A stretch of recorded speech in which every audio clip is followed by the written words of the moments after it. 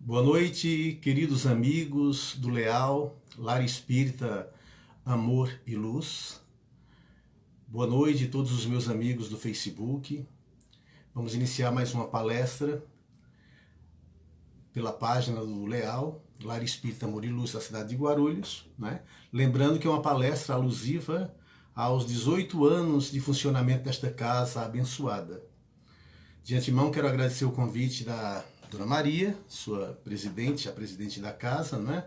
Do Ricardo, né? Que me dá um suporte técnico para que essa palestra possa acontecer. E agradecer a todos vocês que irão participar do outro lado, comentando, curtindo, falando alguma coisa, né? Eu já vou iniciar a palestra com a prece, porque já está se dando realmente o horário combinado, às 19h45, às 19h30, né? Então vamos iniciar com uma pequena prece, né?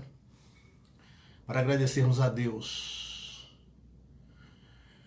pela oportunidade da vida, por estarmos respirando, por estarmos com saúde, por estarmos conectados, se não pessoalmente, mas conectados por essa plataforma de comunicação. Que Deus nos abençoe. Que os amigos espirituais estejam conosco durante o desenrolar dessa palestra, desse tema tão pertinente para o momento em que vivemos. Que Deus, nosso Pai, que é fonte inesgotável de amor e poder, abençoe. E que o nosso Mestre Jesus, o benfeitor incomparável de nossas vidas e amigo incondicional de todas as horas, nos envolva com a sua infinita e misericordiosa paz. Queridas irmãs e queridos irmãos de ideal cristão, desejo que as bênçãos de Deus caiam sobre cada um de vocês. E obrigado pela participação do outro lado. Me sinto mais confiante sabendo que do outro lado eu tenho amigos que vibram e torcem para que tudo saia da melhor forma possível. Conta-se que os tempos estavam difíceis para determinado convento. O mosteiro corria o risco de acabar. Os tempos estavam difíceis por causa da nova moda que dizia que Deus era uma superstição. Por causa da nova moda que dizia que Deus não existe. As pessoas não aderiram ao convento. Os monges antigos foram desencarnando pouco a pouco. Os monges, os noviços, mais jovens que entravam para estudar, cancelaram seus cursos e saíam para estudar filosofias materialistas, para viverem o mundo, a porta larga convidativa do mundo. E o convento estava cada vez mais com menos trabalhadores. Restavam apenas 5 noviços para darem conta das atividades da casa. E só restava um monge, porque os anteriores haviam desencarnado. E ele estava no leito de morte, já na iminência de desencarnar. Chamou então os 5 noviços que lhe restavam e disse-lhes: eu tive uma visão aqui no meu leito de morte.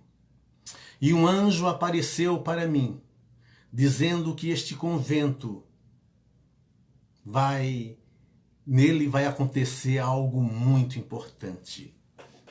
Um dos noviços então disse-lhe: que pena, porque somos apenas 5. Não conseguimos dar conta dos trabalhos do convento todo. Imagine por algo importante que irá acontecer. Imagine. O monge então disse-lhe: é uma pena mesmo, porque o anjo que apareceu aqui no meu leito de morte revelou-me que um de vocês, 5, está destinado a virar santo, a ser um santo. Disse isso e expirou. Disse isso e desencarnou. No enterro, no velório do monge, os noviços começaram a se entreolhar, perguntando-se cada um para si mesmo: quem será? Quem será de nós o santo, aquele que está destinado a ser santo? Não sabiam. Será aquele que ora com mais fé, que as suas orações comovem qualquer um que escuta? Será aquele que pratica a caridade e ajuda todos os moradores da aldeia? Ou será aquele que prega com tanta ênfase, com tanta eloquência, que leva às lágrimas as pessoas que o ouvem? Quem será de nós 5 aquele que será destinado a ser santo? Na iminência de estarem vivendo ou convivendo com um santo, eles resolveram adiar um pouco o fechamento do mosteiro e resolveram trabalhar com afinco, levantando as paredes que já estavam caindo, levantando as paredes que já necessitavam de pintura, e trabalhava com ardor, com entusiasmo, com vontade mesmo. As pessoas que viam o entusiasmo daqueles 5 rapazes ficavam admirados. Então logo um rapaz ou outro começou a se inscrever no convento para participar também das atividades deles. Um filho, ao visitar o convento, disse-lhe ao pai: eles trabalham com tanto amor. Seus olhos brilham. Como é bonito vê-los trabalhar. O pai disse: filho, é que eles trabalham realmente com muito amor. Eles trabalham realmente com muita dedicação. O filho então quis ingressar no convento. E assim, jovens da aldeia começaram a ingressar no convento, no mosteiro, por causa do entusiasmo contagiante daqueles 5 noviços que ficaram. 10 anos depois, o mosteiro já tinha 80 noviços trabalhando com entusiasmo, trabalhando com dedicação. E ninguém nunca ficou sabendo se o que o monge disse era verdade, se realmente ele teve uma visão dizendo-lhe que um daqueles 5 estava destinado a ser santo, ou se ele encontrou uma maneira de colocar entusiasmo dentro deles e salvar o mosteiro que poderia acabar. Ninguém sabe. Mas aqueles monges, aqueles noviços que ficaram, entusiasmados na iminência de terem entre eles um homem santo, começaram a trabalhar com afinco, com determinação, de modo a contagiar os jovens da aldeia e a alavancar novamente aquele mosteiro. Então a força estava dentro deles. O desânimo significa a ausência de Deus. A origem etimológica da palavra entusiasmo significa Deus em nós. Então o desânimo é a porta de entrada para as obsessões, sem contar que ficamos deprimidos, ficamos com a imunidade baixa, ficamos doentes, ao ponto que o entusiasmo, a alegria, o otimismo denota Deus se manifestando dentro de cada um de nós, para realizarmos o trabalho ao qual viemos fazer aqui na Terra. Porque não estamos aqui na Terra para passear, é importante. Para vivermos dos sentidos materiais, é importante. Temos os 5 sentidos materiais para vivermos mesmo, para termos alguns prazeres na vida, na existência. Deus nos dotou disso por sabedoria divina, né? Mas tudo isso aqui é efêmero. Tudo isso aqui é passageiro. Tudo é passageiro. E o que ficará mesmo são aqueles valores que os ladrões não roubam, que a traça não corrói, que a ferrugem não come. Como disse-nos com muita propriedade o nosso divino amigo Jesus. No capítulo 5 de Mateus, quando ele inicia ali o sermão na montanha, um dos seus sermões mais importantes. Tem algumas pessoas que dizem, eu ouvi recentemente um líder de uma grande igreja aí, dizer que Deus não escolhe os capacitados, mas capacita os escolhidos. E esse líder, que eu não quero declinar o nome, por ética, ele repetiu essa frase durante várias vezes em seu sermão. Deus não escolhe os capacitados, mas capacita os escolhidos. E eu fiquei refletindo sobre aquela inverdade. Como que Deus não escolhe os capacitados, mas capacita os escolhidos?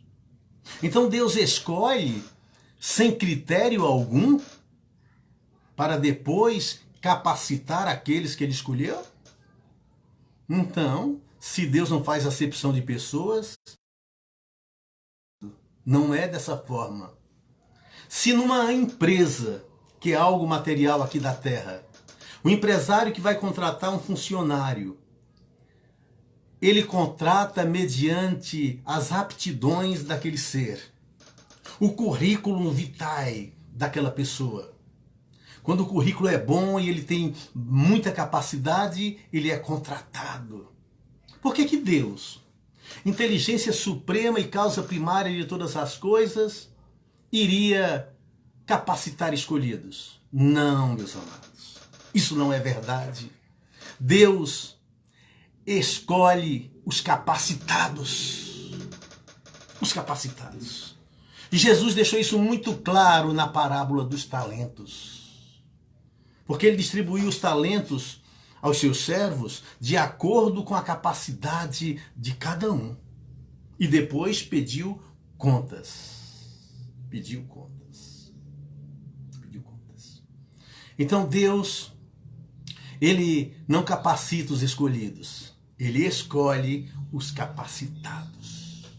E para isso, ele nos dá condições de desenvolvermos as nossas capacidades.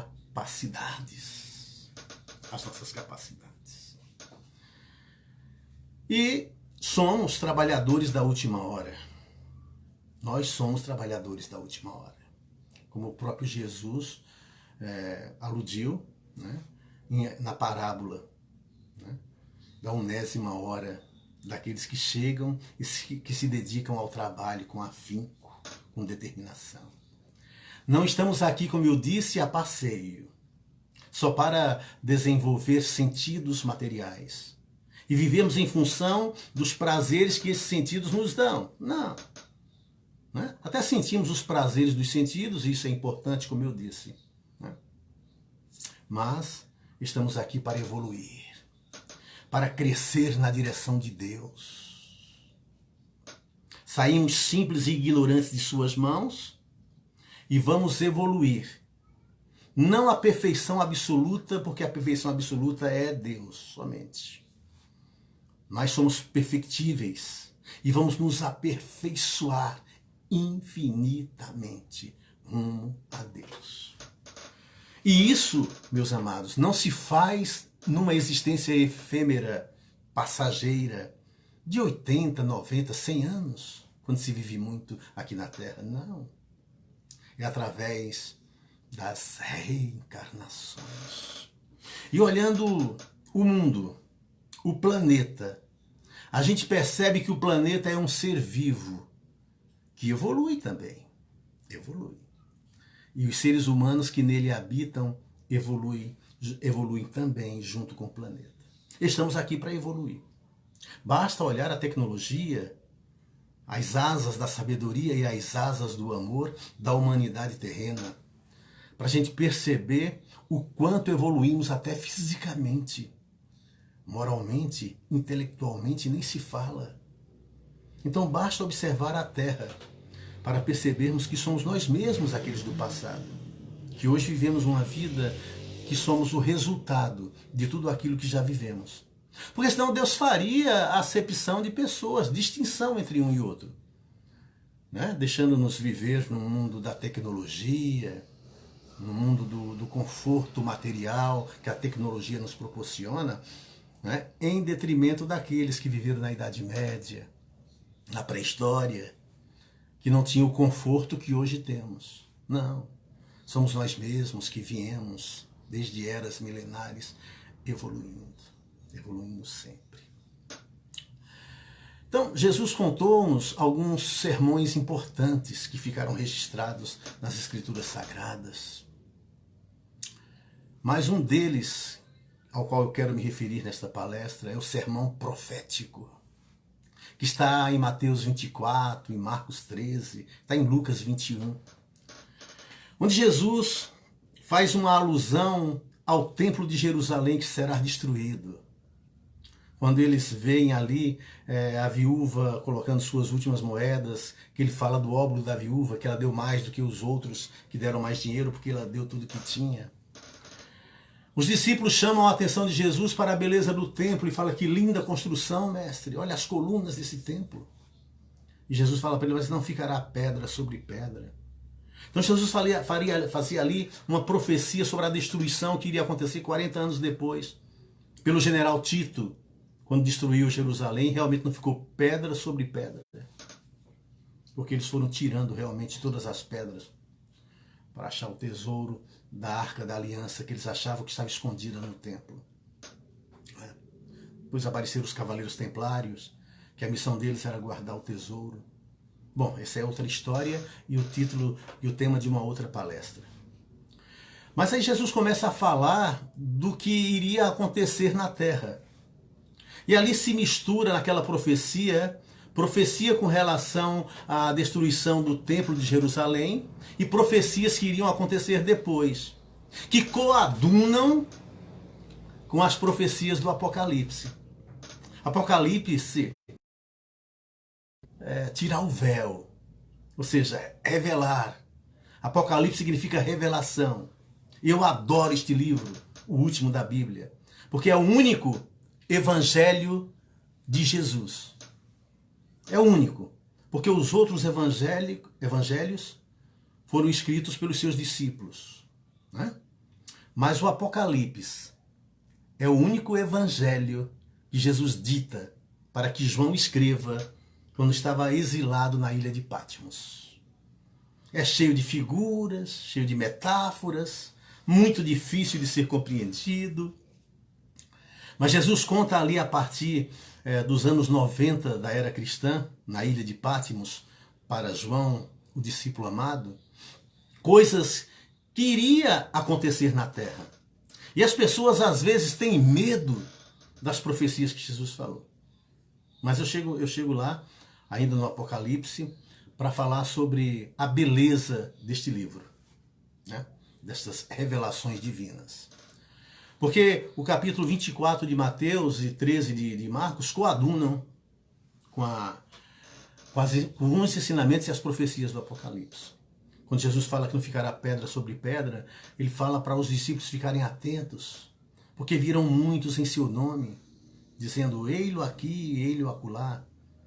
Mas cuidado, que eles são falsos profetas, são lobos em pele de cordeiro, e eles serão capazes de enganar até os eleitos. Quando vocês ouvirem guerras e rumores de guerra, preparem-se, mas ainda não é o fim. Ainda não é o fim. Nações contra nações, terremotos, fiquem tranquilos, que ainda não é o fim. São os sintomas do fim.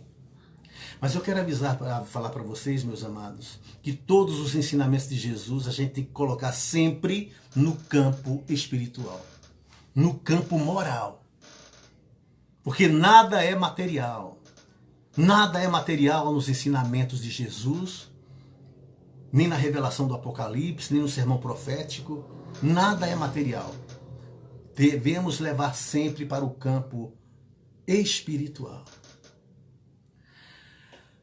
Os terremotos, as guerras e rumores de guerras, não eram guerras físicas, nem terremotos físicos, abalos sísmicos do planeta, não. Isso a Terra sempre teve, desde a sua fundação.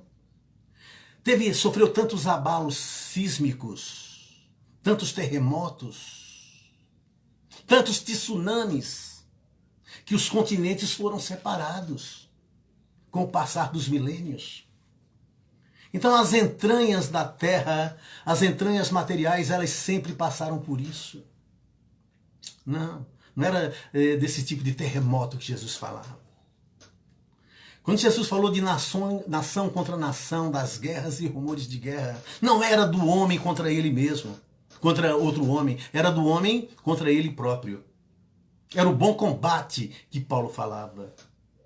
Para que a transição do homem velho para o homem novo, para que o homem velho morra, para que surja o homem novo. E hoje, Kardec, no livro A Gênesis, no último capítulo, onde ele fala dos sinais dos tempos, a nova geração, ele fala que não são mais as entranhas da terra que se agitam, mas as entranhas da humanidade. Porque os abalos e as guerras sempre houveram. Sempre houve guerras, sempre houve terremotos, sempre. Então Jesus se referia a algo interno que iria acontecer. Mas se você pegar a Bíblia Sagrada pela letra que mata, você vai cair sempre em erros gritantes. Porque a Bíblia é um livro sagrado que foi escrito de sábios, para iniciados. Então temos que ver o que vem por trás da letra que mata. Porque vamos encontrar o Espírito que vivifica por trás. Jesus disse que nesses tempos o sol perderá seu brilho, o sol escurecerá, a lua perderá seu brilho e as estrelas cairão do céu. São os sinais dos tempos. Mas o sol perderá seu brilho? A ciência astronômica fala que só daqui a 14 bilhões de anos que o sol vai entrar em decadência e perder grande massa. E aí pode todo o sistema solar entrar em colapso. Mas daqui a 14 bilhões de anos. Então, quando Jesus fala que o sol perderá seu brilho, não é o sol, a nossa estrela que mantém a vida na Terra. Não é isso. Quando Jesus fala que a lua perderá seu brilho, não é a lua o satélite da Terra. E quando ele fala que as estrelas cairão do céu, não são estrelas, que a gente sabe que isso não vai acontecer. Tem gente esperando que isso aconteça. Isso não vai acontecer. Isso não vai acontecer. O sol escurecerá é Deus, na visão do povo. O povo se afastará tanto de Deus como está acontecendo, que o sol representa Deus nessa profecia. O sol escurecerá. Ninguém procura mais Deus para nada. É piegas. É cafona se falar de Deus. Então a fé fala que de acordo com o aumento da iniquidade é tanta que a fé de muitos enfraquecerá, Jesus fala no sermão. É tanta iniquidade que a fé vai diminuindo. E é isso que exatamente está acontecendo agora. O sol escurecerá. A lua perderá seu brilho. Sabe o que representa isso, meus amados? As religiões vigentes perderam seu brilho. O cristianismo primitivo, religião pura, passou.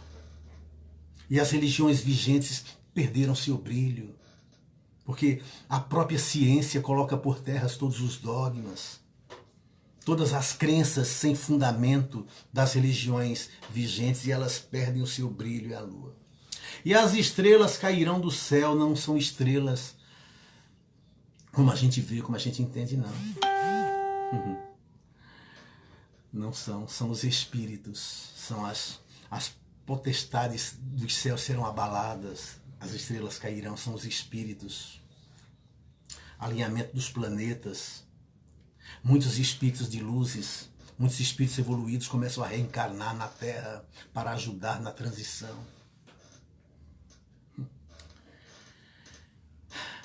A profecia de Daniel, profeta Daniel do capítulo 8. Não sei se vocês sabem, mas a gente acredita, porque tem algumas informações mediúnicas, de que Daniel já era a reencarnação de Sócrates, o filósofo grego. E que depois Daniel viria como João. Porque as profecias de Daniel, como são parecidas com as profecias do Apocalipse, como elas se coadunam.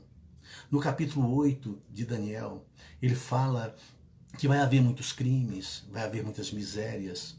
E quando Daniel pergunta por quanto tempo, na profecia, o anjo Gabriel lhe fala 2.300 tardes e 2.300 manhãs. 2.300 tardes e manhãs é um dia. E um dia profético da Bíblia é um ano.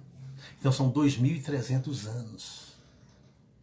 Quando o planeta vai começar a mudar e entrar em outra condição, mais evoluído. Então, se Daniel viveu no tempo da Revolução dos Macabeus, 200 anos antes de Cristo, a gente soma 200 anos antes de Cristo com 230 anos da profecia, dá 200 anos antes de Cristo, com 2.300 anos da profecia, dá 2100, mais ou menos. Aí lá para o ano 2100 vai se concluir então essa fase de transição. O dia, Jesus fala que ninguém sabe, nem os anjos dos céus, nem ele, o Filho, mas somente Deus. Então, não tem um dia certo programado para que a Terra passe de provas e expiações para um planeta de regeneração. Ela vai acontecendo concomitantemente. Kardec, no livro Obras Póstumas, fala que isso já está acontecendo. Os elementos dessa transição já estão se misturando na Terra.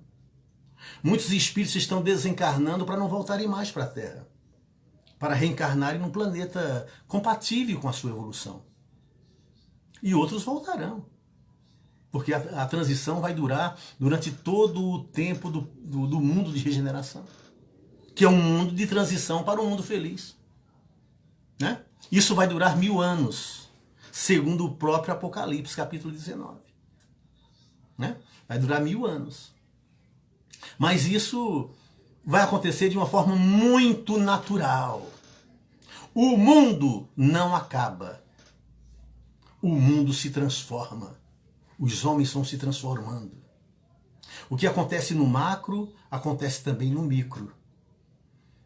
Quando eu destruo o meu corpo com os vícios, com a má alimentação, com noites mal dormidas, a consequência são doenças e morte. Quando o homem destrói o planeta da forma como ele destrói, a consequência são doenças e morte.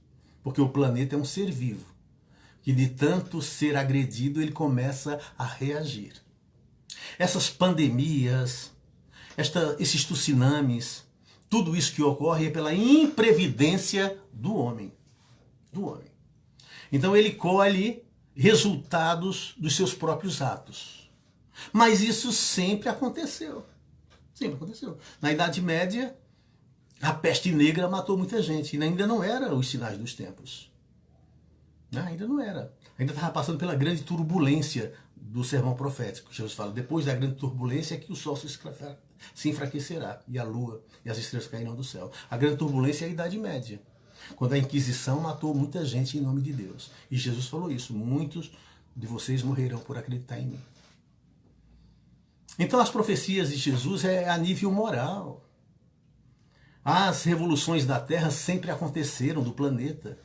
Agora o que se agitam são as revoluções internas, as entranhas do próprio homem. Lá no prefácio do livro do Evangelho segundo o Espiritismo, né, corroborando com as palavras de Jesus que as estrelas cairão do céu, as potestades divinas dos céus serão abaladas, o próprio Jesus assina uma comunicação intitulando-se O Espírito de Verdade. Ele diz assim, Os Espíritos do Senhor, que são as virtudes dos céus, qual imenso exército que se movimenta ao receber as ordens de comando, espalham-se por toda a superfície da terra, e semelhantes a estrelas cadentes, vêm iluminar os caminhos e abrir os olhos dos cegos. Os Espíritos dos céus, que são as virtudes do Senhor, qual imenso exército que se movimenta, caem na superfície da terra, qual estrelas cadentes. Olha a profecia de Jesus se cumprindo. E ele fala que mandará os seus anjos por toda a terra para separar os bons dos maus. Em Mateus 25 ele fala quando o Filho do Homem voltar na sua majestade, ele separará os bodes das ovelhas. Virá rodeado de anjos. O que é isso? Senão o Consolador prometido, arrodeado de toda a falange do Espírito de verdade, para separar o joio do trigo. Essa é a fase de transição, mas isso demora. Isso já está acontecendo. Segundo Kardec, em Obras Póstumas, quando ele fala da regeneração, os elementos já estão misturados aqui na Terra. Tem muitos que estão indo, tem outros que estão vindo. Divaldo fala da junção de um planeta muito evoluído que vai passando pela Terra, que vai, os fótons, que é a partícula mais sublime da luz, começam a se juntar com a energia da Terra e espíritos iluminados começam a reencarnar na Terra para ajudar na transição. Deus não nos deixa à mercê de nós mesmos nunca. Nunca nos deixou. Então, não é preciso pânico para nada. Precisamos acreditar em Deus e trabalharmos em nós mesmos. Trabalharmos o máximo que pudermos para crescermos em direção de Deus. Meus amados, tem gente pensando que esta pandemia que está assustando o mundo é o fim. É o fim para algumas pessoas que vão realmente desencarnar dela, como desencarnou tanta gente na gripe espanhola, inclusive Eurípides Bassanufo. Gente boa e gente má. Né? As pessoas boas ainda voltam e permanecem na Terra, porque vão ficar na Terra. Os mansos herdarão a Terra. Os que não precisam mais reencarnar na Terra, não podem mais, já vão reencarnando num planeta compatível. Esse processo é muito natural. E não derroga nenhuma das leis de Deus. E nada acontece de forma abrupta. A transição já começou. Com a vinda de Jesus através do Consolador prometido. O Paráclito, o Espírito de verdade, que lembrará o que ele disse e dirá muito mais, como ele mesmo disse. Aí começa realmente o trabalho. Porque se a gente for levar em conta a profecia de Daniel, de 2.300 tardes e 2.300 manhãs, vai dar o começo mesmo da codificação do Espiritismo. Então tudo isso já está acontecendo. Mas as guerras e tremores de terra e tudo isso, as pestes, é tudo de forma interna. As epidemias são os nossos vícios morais que campeiam no planeta Terra. Há exemplo dos tempos de Noé, como o próprio Jesus fala, e dos tempos de Sodoma e Gomorra. A iniquidade cresce e a fé de muitos se enfraquecerá. É quando está acontecendo a transição. O planeta Terra está passando por uma fase de adolescência para entrar na fase adulta, que é um mundo feliz. O mundo regenerativo, ou de regenerador, o mundo de regeneração, é um mundo de transição. É um mundo de transição. E nós já estamos vivendo ele, o começo desse mundo de regeneração. Tem muita coisa boa acontecendo. Muita coisa boa mesmo.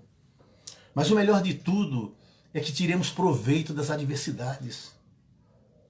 É que pensemos que Deus está no comando de tudo, porque Ele é o Criador, o dono da vida. E se Deus está no comando de tudo, tudo concorre para o nosso bem. Tudo concorre para o nosso bem. Na Idade Média, a idade do sofrimento, a humanidade estava em convulsão, onde a Inquisição matou tantos inocentes, como Joana d'Arc, Jean Rus e tantos outros.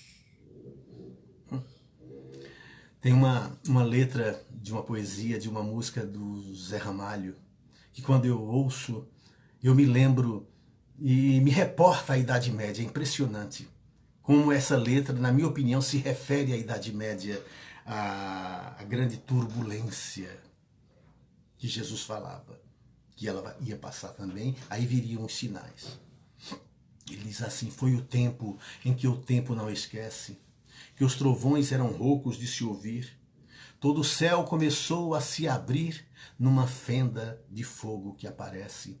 O poeta inicia a sua prece, ponteando em cordas e lamentos, descrevendo seus novos mandamentos na certeza de um mundo alucinado, cavalgando em martelo agalopado e viajando com loucos pensamentos. 7 botas pisaram no telhado, 7 léguas comeram-se assim, 7 quedas de larva e de marfim, 7 corpos de sangue derramado, 7 facas de vinho amolado, 7 olhos atentos encerrei, 7 vezes eu me ajoelhei na presença de um ser iluminado, como um cego eu fiquei tão ofuscado ante o brilho dos olhos que olhei. Pode ser que ninguém me compreenda quando eu digo que sou visionário. Pode a Bíblia ser um dicionário, pode tudo ser uma refazenda, mas a mente talvez não me atenda se eu quiser novamente retornar. Pode o mundo de leis me obrigar a lutar pelo erro do engano. Eu prefiro um galope soberano, a loucura do mundo me entregar. Então, quando eu ouço essa letra, essa poesia maravilhosa de Zé Ramalho, eu me reporto à Idade Média, quando tantas coisas terríveis aconteceram. Foi a grande turbulência do sermão profético. Depois vieram os sinais. Os sinais, Kardec fala em Obras Póstumas, que não estão, os tempos não estão chegados, não são chegados, os tempos já chegaram. Eles não são chegados, eles já chegaram. Kardec fala em Obras Póstumas que a transição já começou, que os elementos já se misturam. A separação do joio e do trigo já começou. Colocar as ovelhas para o lado direito, como na parábola lá dos bodes e das ovelhas, já começou. Tem gente que não reencarna mais na Terra quando desencarnar, infelizmente. Aqueles mais endurecidos. Porque está escrito por Jesus, no Sermão da Montanha, que os mansos herdarão a terra. O mundo de regeneração passará 1000 anos, que é um mundo de transição, e tudo isso vai acontecendo. Só que no mundo de transição e de regeneração, o bem se sobrepõe ao mal, porque muitos já terão saído. E Kardec fala disso, como é que você transforma uma tropa de soldados indisciplinados em soldados bons. De uma vez? Não, vai trocando aos poucos. Vai trocando alguns, ele fala isso no livro A Gênese. E é o que tem acontecido muito. Meus amados, tem gente pensando que se escapar do coronavírus, nunca mais morre. Tem gente pensando isso. Gente, a morte é a única certeza e a única fatalidade que existe. É inexorável. Nós, a única certeza que temos é a morte. Né? Uma hora vai acontecer. É o ladrão que Jesus falava, que chegará na calada da noite, sem ninguém esperar. Sem ninguém esperar. Mas eu sei, e eu tenho provas na minha vida, irrefutáveis, de que a morte não existe, senão no aspecto físico. O corpo morre e o espírito se liberta, e depois precisa voltar para continuar a sua jornada. Então, por que o medo? Por que o pavor? Eu entendo que faz parte do instinto de conservação, eu entendo isso. Mas nós espíritas deveríamos entender mais a fundo toda essa verdade. Não é o mundo material que vai se acabar só daqui a 14 bilhões de anos, segundo a ciência astronômica. Né? Mas o mundo de vícios e de maldades vai acabar aos poucos. Nesse mundo de transição, que é o mundo de regeneração, o bem vai começar a suplantar o mal. O mal faz muito alarde. Muitos deles não querem perder novamente e voltar para um planeta compatível, como já aconteceu a exemplo de Capela. Ainda tem na psicosfera e no planeta Terra, encarnados e desencarnados, Irmãos que vieram de capela e que ainda estão compenetrados no mal. E eles não querem ser expulsos novamente. Por isso que o mal faz tanto alarde. Mas devemos perseverar até o fim de Jesus. Fiéis à sua palavra que não passa, ao seu mandamento de amor, ao sentido da palavra caridade, como ele entendia, que é benevolência, indulgência e perdão. Meus amados, para que o medo? Se eu sou um espírito imortal, filho de Deus vivo, né? Que esse corpo passa por transformações. Todos nós temos um corpo novo a cada 7 anos, as células morrem e se renovam. Faz parte da vida, dos ciclos. Mas o espírito é imortal, que volta quantas vezes for necessário. E vamos viver num planeta melhor. A nova Jerusalém do Apocalipse, capítulo 20, é a terra transformada. Um novo céu e uma nova terra vai se formar. Muitas religiões falam disso, mas só que eles não entendem como o espiritismo. A terra vai mudar mesmo. E os mansos ficarão nela. Será um mundo muito melhor. Estamos acostumados a ele. Porque se nós sairmos da terra e reencarnarmos num planeta compatível com a nossa inferioridade, vamos olhar para cima e ver as estrelas e sentir saudade de um paraíso perdido. Não se preocupe com a pandemia, isso vai passar. Os terremotos vão acontecer ainda, como já aconteceram durante toda a história do planeta. Coisas piores já aconteceram, ao ponto dos continentes se afastarem, as placas tectônicas se mexerem tanto e os continentes se separarem do jeito que é o mapa mundi de hoje. Então não é disso que Jesus falava. Ele fala das entranhas da humanidade, da guerra e rumores de guerra no aspecto moral. Porque guerras sempre existiram grandes guerras no planeta todo. Não é da guerra física que as escrituras sagradas falam, mas da guerra que acontece dentro de nós mesmos. Agora, aqueles que não levam essas verdades a sério irão sofrer consequências terríveis, mesmo no aspecto moral. Ao ponto de pensarem que é um inferno eterno, mas não é. Mas vão sofrer. Porque nós sofremos as consequências dos nossos atos. E o que há de bom também dos nossos atos. Tudo retorna para nós. Então, Kardec, lá na última pergunta do livro dos Espíritos, eu falo a última pergunta porque tem edição que saiu por causa de um erro da pergunta 1011, que não saiu numa edição, né? E foi pulada da 2010 para 2012. Ficaram 18 perguntas. Numa edição depois foi colocada a pergunta 1011 normal, e algumas edições tem 1019 perguntas. Mas é a última. Não é que um livro tem mais pergunta que o outro, não, é tudo igual. Foi uma questão de gráfica da pergunta 1011 de uma edição que não saiu. Então o que é que Kardec fala lá dos sinais dos tempos, lá na pergunta 1019, que é a última pergunta do livro dos Espíritos? Infelizes dos que fecham os olhos à luz, pois preparam para si mesmo longos séculos de trevas e decepções. Infelizes os que colocam todas as suas alegrias nos bens desse mundo, porque sofrerão mais privações que os gozos que tenham tido. Infelizes, sobretudo, os ególatras, os egoístas, porque não encontrarão ninguém para ajudá-los a carregar o fardo das suas misérias. Então a coisa é séria. Né? A coisa é séria, mas é no aspecto moral. E sofreremos consequências do mal que fizemos, do bem que deixamos de fazer. Né? Esse mundo de violência, que às vezes ela aparece de forma velada, mas aparece, vai acabar. No mundo de regeneração que já está começando, que já começou, que vai se desenvolvendo a galope, isso vai acabar. Né? E vai acabar mesmo, porque vamos nos transformar moralmente. Dizem que existia uma região, numa cidade, um bairro que era muito violento.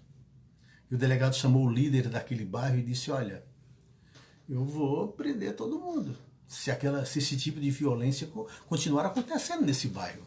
E o que é que o líder falou para o delegado? Fique tranquilo, doutor, isso não vai mais acontecer. Se alguém brigar lá, eu mato. Né? É a natureza humana que só pensa em violência.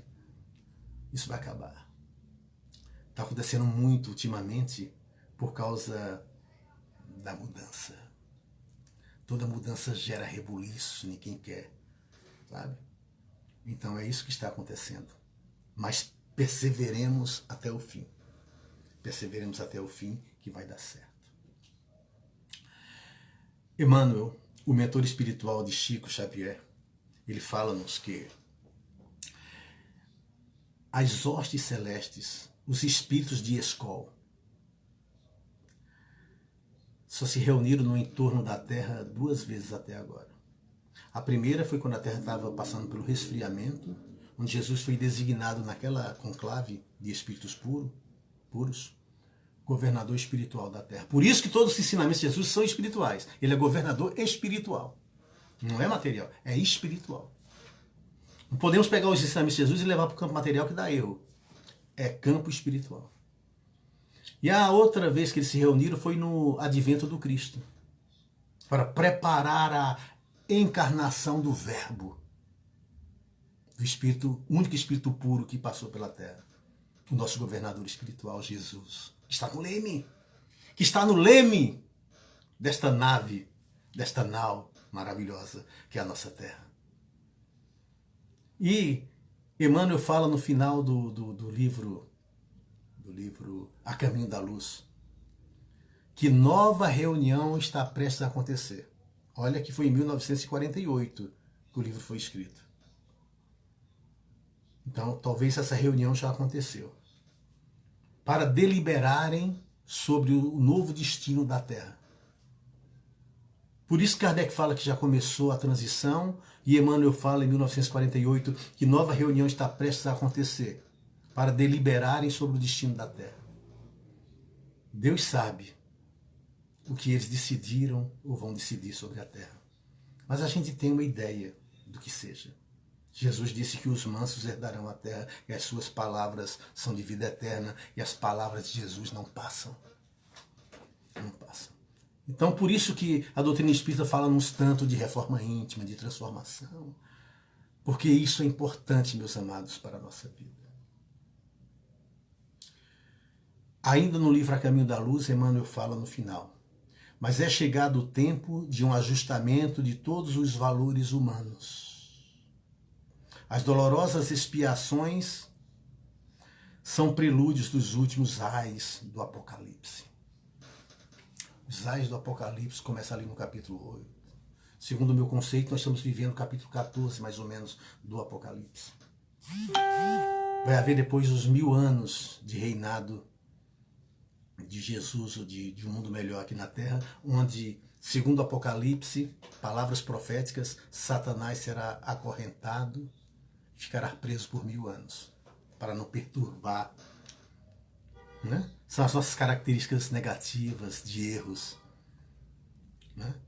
São algumas pessoas voltadas para isso, que terão que reencarnar no planeta compatível.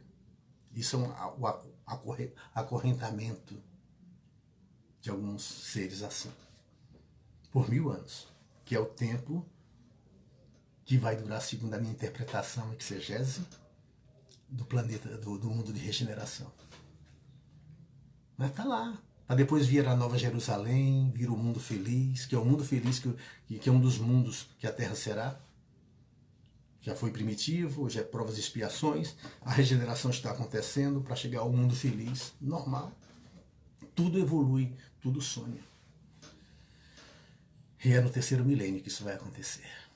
Estamos no limiar do 3º milênio. No linear do 3º milênio. É nesses 1000 anos que já se iniciou há 20 anos que tudo isso vai acontecer. Ainda Zé Ramalho, poeta.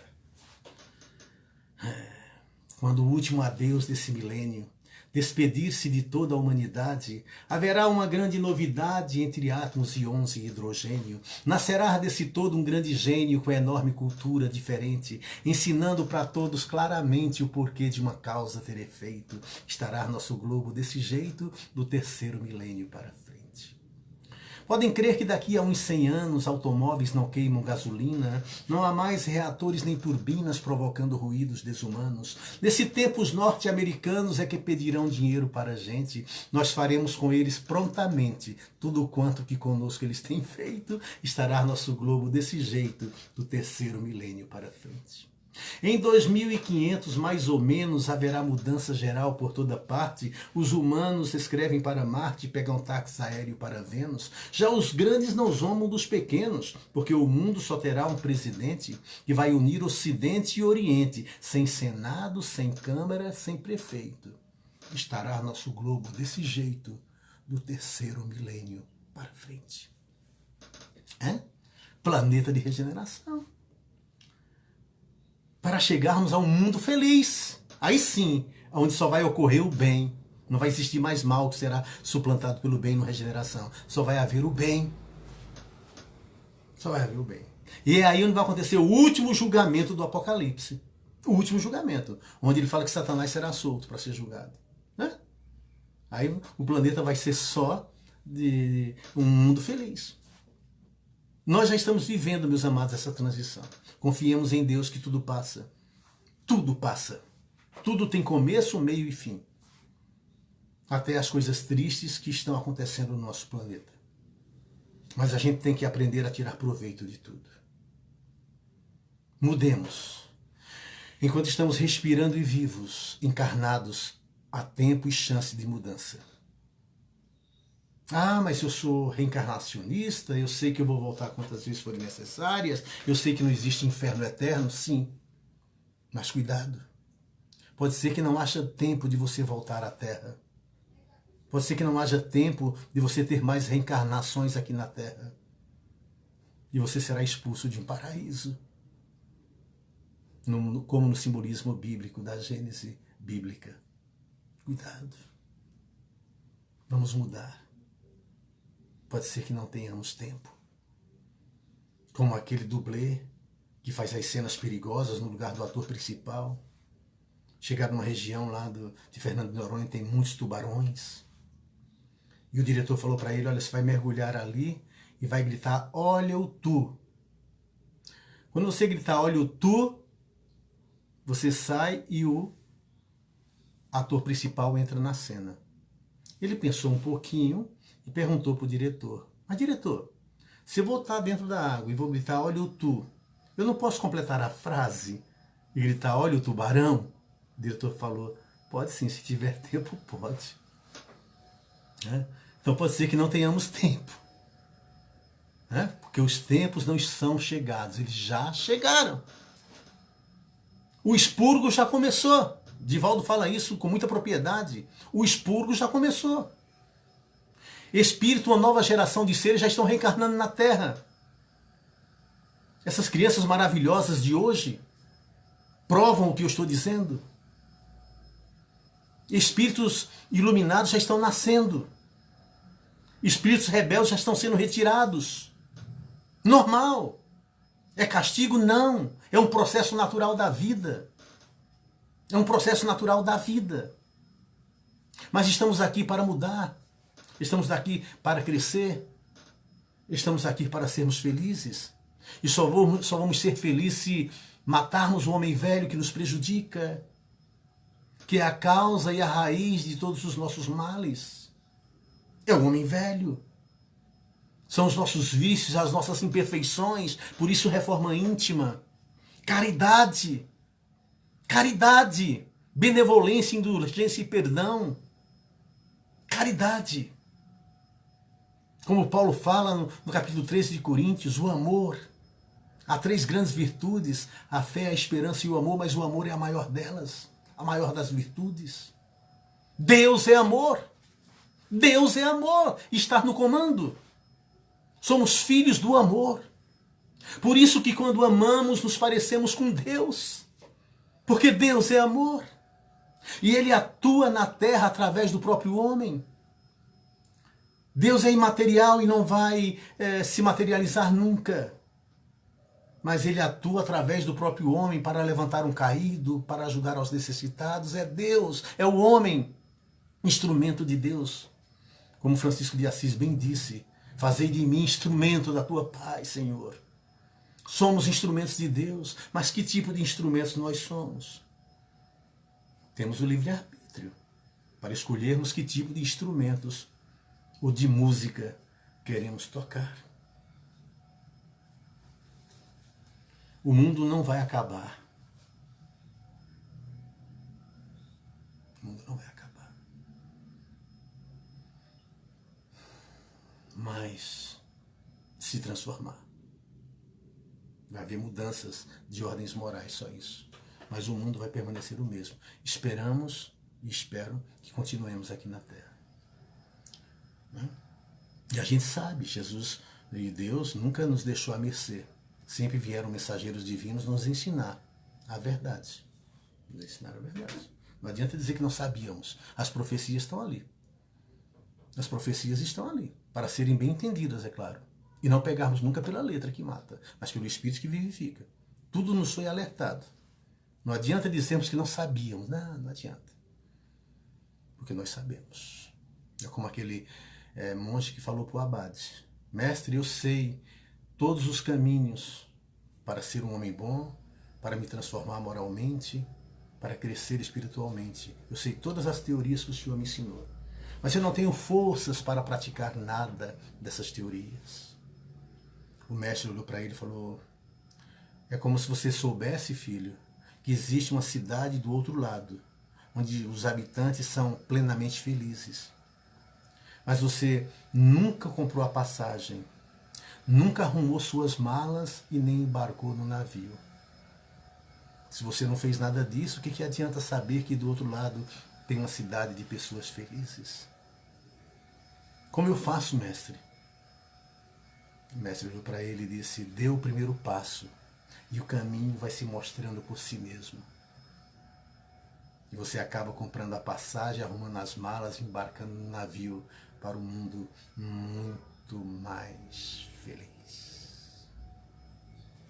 Eu quero deixar aqui, como eu tenho deixado nas minhas lives nessa pandemia, uma despedida escocesa de uma Escócia medieval, camponesa ainda, que as pessoas que se amavam diziam umas para as outras na despedida. E eu faço minha as palavras deles naquela época. Que o vento sempre sopre em suas costas, impulsionando-o avante. Que o sol sempre brilhe no seu rosto, iluminando seus passos, elevando luz e vida, alegria em sua vida às vezes difícil. Que a chuva sempre caia em seus pastos e até nos encontrarmos de novo, pessoalmente ou virtualmente. Que Deus o tenha, que Deus a tenha, tranquilo e suave na palma de sua mão. Muito obrigado. Muito obrigado a todos. Depois eu vou agradecer a cada um pela participação. Muito obrigado, Dona Maria, pelo convite. Muito obrigado, Ricardo, pela estrutura, pela ajuda que você tem me dado. E obrigado a todos do Leal, que eu sinto saudades e não vejo a hora de nos abraçarmos pessoalmente. E vamos agradecer a Deus. Vamos agradecer a Deus porque agradecer é divino. Não façamos como os 9 leprosos que ficaram curados e que se perderam no mundo. Mas façamos como o único que voltou para agradecer e seguir Jesus. E aí, viveu plenamente a vida espiritual. Pois aqueles que querem viver, perderão sua vida. Mas aqueles que perdem a vida, entre aspas, da terra, por Jesus, ganharão a vida na espiritualidade. Vamos agradecer. Vamos agradecer a Deus pelas oportunidades que tem nos dado, por estarmos respirando, por estarmos com saúde. Desejamos ardentemente que aqueles que não passam por essa condição que estamos passando, que sejam abençoados, que as dores sejam aplacadas, que as enfermidades sejam diminuídas e curadas, por que não, Senhor? Naqueles que já adquiriram o devido merecimento. Que as dores sejam curadas, que as doenças sejam dizimadas, que os cientistas, teus instrumentos, Senhor, instrumentos do teu amor, desenvolvam logo uma cura, uma vacina, um remédio 100% eficaz, para que possamos ter novamente a nossa vida de volta, para continuarmos crescendo rumo a Ti, Senhor. Que o mundo possa ser um mundo melhor depois de tudo isso. Vivremos ardentemente para que tudo melhore, para que as pessoas sejam felizes nessa ou na outra vida, no mundo físico ou no mundo espiritual. Aqueles que desencarnaram, principalmente os recentemente desencarnados, Senhor, que eles encontrem o caminho da paz, o caminho da luz, o caminho da verdadeira pátria, que é a espiritual. Queremos fazer nossas as palavras do padre José Silvério Horta, que escreveu pelas mãos darivosas de Chico, o Pai Nosso em verso e em prosa. Pai nosso, que estais nos céus, na luz dos sóis infinitos, Pai de todos os aflitos nesse mundo de escarcéus, santificado, Senhor, seja o teu nome sublime, que em todo o universo exprime concórdia, ternura e amor. Venha ao nosso coração o teu reino de bondade, de paz e de claridade na estrada da redenção. Cumpra-se o teu mandamento, vacila e não erra, no céu como em toda a terra, de luta e de sofrimento. Livra-nos de todo mal, dai-nos o pão no caminho, feito na luz do carinho do pão espiritual. Perdoa-nos, meu Senhor, os débitos tenebrosos de passados escabrosos de iniquidade e de dor. Auxilia-nos também nos sentimentos cristãos, a amar nossos irmãos que vivem longe do bem. Com a proteção de Jesus, livra nossa alma do erro, nesse mundo de desterro distante da tua luz, e que a nossa ideal igreja seja o altar da caridade, onde se cumpre a vontade do teu amor. Assim seja. Paz e luz em todos os corações. Até a próxima.